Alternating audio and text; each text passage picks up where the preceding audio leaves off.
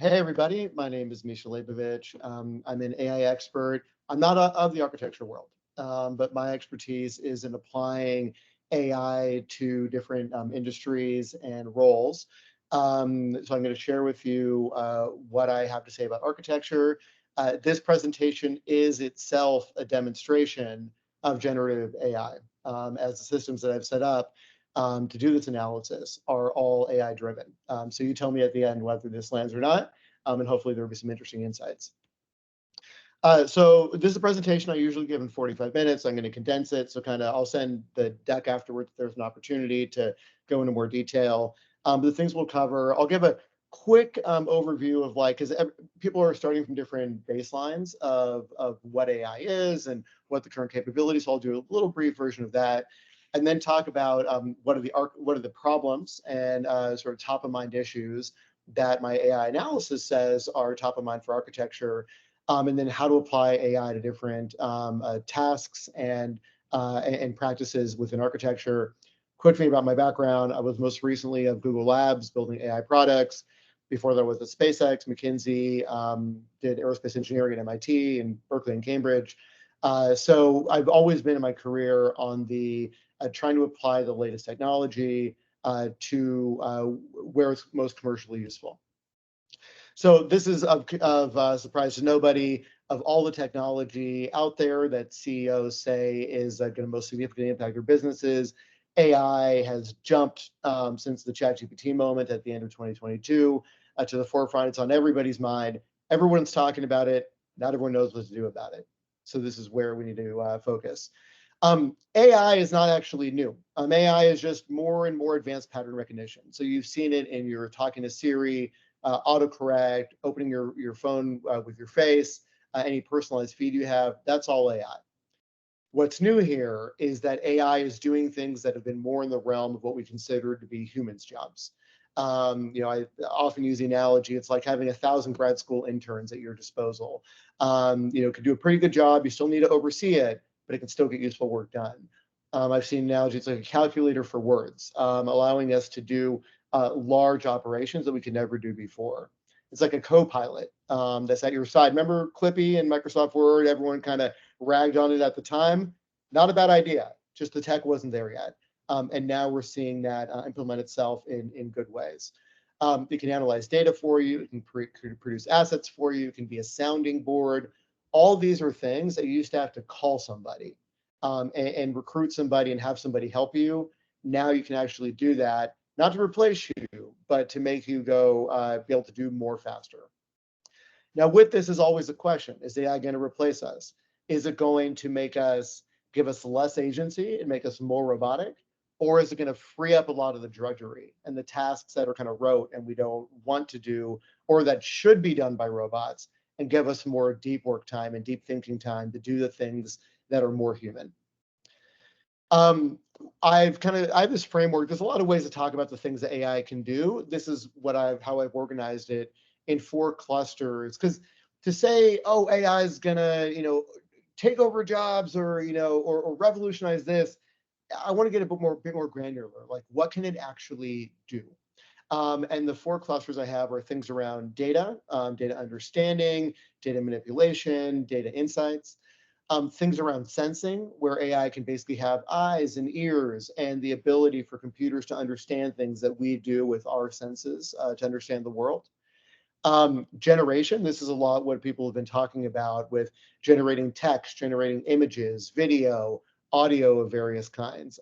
This is all brand new capabilities. It's getting pretty scary good. There's new music stuff out now that is getting indistinguishable from what humans can make, and videos next. Images and text are already there. And then coming up on the horizon are agents, and that's just AI that can have a bit more independence and leeway, where it can say, here's my goal, go do a thing. And it can plan it out, take things step by step, reflect on its work, and adjust as it goes. And so these are kind of the 4 areas where AI is actually doing stuff and getting better at doing specific things. I ran an AI analysis on where are the early applications of this to architecture. things around data, around site selection, material optimization, energy modeling, stuff that's kind of happening already, but you're starting to get more and more common.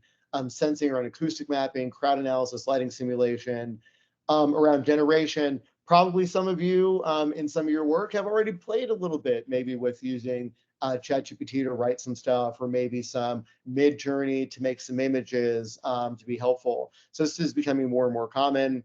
And then agents, I think, are they're not reliable yet, but it's going to be the next frontier on basically tasking your very capable intern. You still got to oversee what they do, but to go do some stuff for you and get you further along. Like I said, this whole presentation is the demonstration itself of AI analysis. AI is not an all-knowing oracle that just can see into the future and is a super brain. It's a reflection of us. But what it can do is hoover up all the stuff that people are saying and thinking in the reports and all the best stuff in the industry. Analyze it in a way that we all could, but who has the time to read everything?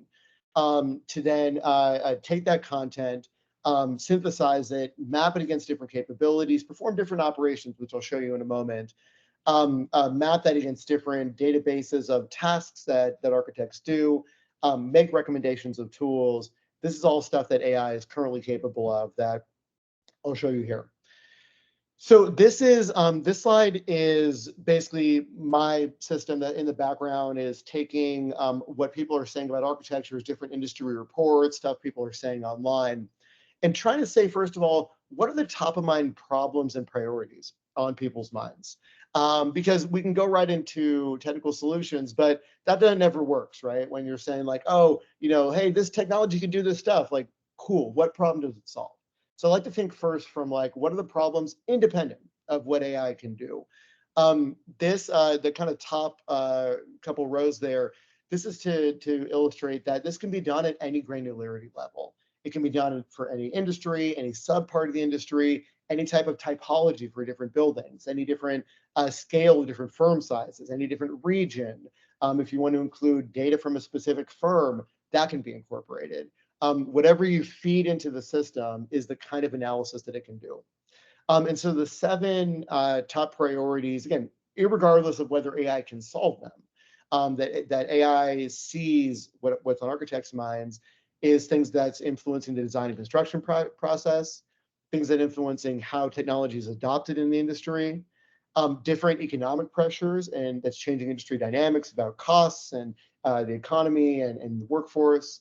Of course, on everyone's mind is things about sustainability and environmental impact, things about sharing knowledge, especially with folks retiring, and then how do you preserve institutional knowledge? How do you bridge the edu-practice gap? Things around industry consolidation and what's happening with firms and innovation as the industry gets more consolidated, and things around workforce and labor unionization, talent shortages, work-life balance. These are all things that, I welcome feedback afterwards if these resonate with you, but this is what AI sees as is what's most pressing on your minds. Then I took that. I know this chart's a bit of an eye chart here, but mostly just look at the pretty colors. The first column is the 7 things I just mentioned, the topic areas, and then the columns going across are those 24 clustered in 4 groups AI capabilities that I mentioned several slides ago. And I ran analysis to say, for the intersection of each one of these things, what is the application of this AI capability to this industry priority, and then score it from 0 to 100. And to give you an idea of how deep this can go and how much AI can help with these large amount of syntheses, this kind of gray box in the upper left, this is something that is, text is way too small to read. Just to give you an idea, that amount of analysis, or even more, I had to cut it off, is behind every one of these columns. So that AI is kind of writing a little book report for you on, what is the application of object analysis to sustainability and environmental impact, and does a whole analysis, and then you can use that to then, in another step, rank that from, let's say, 0 to 100, which is where these colors come from. And this tells us where we can kind of focus and look at where AI can actually have the most impact. If you look at places where it might have less impact, you look horizontally across the bottom, workforce and labor issues, it can help to some degree, but not as much, relatively speaking, as the other ones. That's more the human touch and person-to-person stuff. Maybe vertically, stuff about facial analysis, voice analysis, interesting, can be somewhat helpful, but not in the top tier of what matters to architects. You look at things around, um, you know, uh, object analysis, context analysis, like looking at sites and understanding those images. Sure. Things around generation of images, let's say, to help with mockups and being able to share ideas and iterate more quickly with clients. Sure. Things that go across some areas, like the design and construction process, sustainability, environmental impact. There's areas that are more broad, that are more AI applicable. So the point here is to say that, AI, you can say that AI is going to impact stuff, but it's more useful to be like, where is going to impact things, and then what tools can be brought to bear for each of those intersections. Another analysis that I ran was, there is a government database called ONET that classifies the tasks to a granular level of what every occupation in the economy does. So I took that for architects. I expanded that further with AI because the database, doesn't cover everything. And then I took all of those tasks and then ranked them by AI addressability. This one just on a high, medium, and low ranking. To think about, the first one was like, okay, what overall themes in the industry can be addressed by AI? This is what is done on your day-to-day that AI can help address. Some less so, and that's fine. We worry about those later. Some more so, and that's the area to focus on tooling, to focus on actually evolving firms to keep up with the technology. And so, I know it's a bunch here. I can send the slides afterwards. I'm keeping an eye on time here too. But the point is that it's important to identify, like, what are the things in your day to day that take your time where you're going to apply an AI tool. Then had another AI analysis run that takes all of the top, like, highly AI addressable tasks, and then scours the internet for what tools are most applicable to those tasks. And I have no affiliation with any of these companies. These are also just some examples. So this is not an endorsement of any of these things, but it's, you're going to have a lot of vendors coming at you, throwing a lot of things at you, everyone claiming they're AI first, they're the best, they can do this, that, and the other. There's a lot of hype, for sure. A lot of people are benefiting from that hype. I'm trying to make my career on that hype, but also with a dose of realism, to be like, what can you actually do for your firms and for your careers? And so these are examples of, take the problems, take the tasks, and then figure out which tools are uniquely suited to solve those. At the end of the day, you're going to know by trying those things, but it helps to maybe cut through a bit of the noise and the hype to figure out what's going to actually help the most. Lastly on before I get to the last thing, is, as we think about which of these tools to evolve to adopt, there's certain things to keep in mind, because it's really tempting to be like, oh yeah, new shiny thing, let's bring it in, but there's going to be a lot of time, a lot of money wasted if that's not right. So questions I like to ask are, was this problem previously addressable? If it was, but it hasn't been, then AI is not your silver bullet. It's probably structural, is the reason it hasn't been solved. And so look elsewhere to apply AI technology. What are the specific goals? Is it make money, cut costs, reduce risk, some different dimension? How do we measure whether it's achieving those goals, so that we can adopt things and quickly learn, and quickly pick the right tools, so there's less wasted time on things that aren't going to work. And lastly, about handling data. Data is a big thing. Data, people say data is the new gold, data is new oil, whatever you want to say. AI does not work without really specific data. It works the best with that, including your firm's data. So how do you want to manage that? How do you want to keep that private? How do you want to get benefit from that? How do you want to profit from that in some way? Those are all questions to ask as you adopt AI tools. Um, I ask AI to make some predictions about what are changes coming ahead for both architects and your clients, like in the next 3 to 5 years, let's say, for as new AI technologies are adopted. Things like immersive spatial presentations, project management efficiency, design process automation. These are things that, as we think about, okay, this is not just sci-fi. Like, let's say these things happen. What does that look like for my firm? What does that look like for our competitive advantage and for your careers and skills?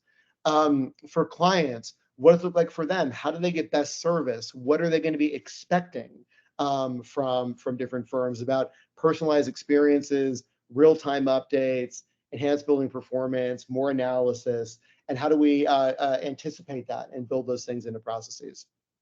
Lastly, my group has our version of an AI transformation playbook, and I think about as you're thinking about adopting AI, whatever it is, however you do it, you do it yourself, you get help, you come with a group, however it is, have a roadmap and a playbook that's structured because it's so easy to get in there and get bounced around, and there's so much stuff out there, it's hard to filter through. And so my group has a step-by-step process for how to actually walk through each part of that, and then figure out how to in a systematic way test AI, adopt AI, learn from AI, and improve your business and your clients' outcomes. So that's it for me.